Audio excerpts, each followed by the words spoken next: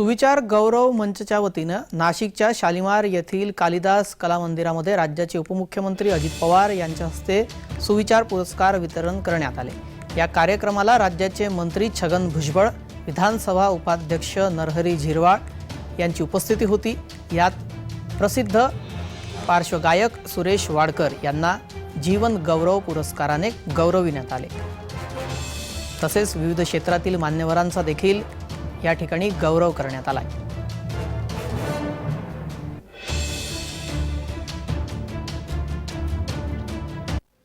दादांना विनंती आहे, भुजबळ साहेबांना विनंती आहे की तुम्ही मला यातलं जसं काका मला वाचवा म्हणतो आपण, तसं दादा मला वाचवा आता।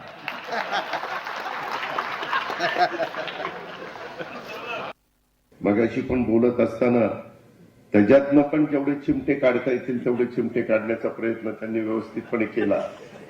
कारण ज्याला चिमटा कळतो, ज्याला काढलेला असतो त्यालाच कळतो।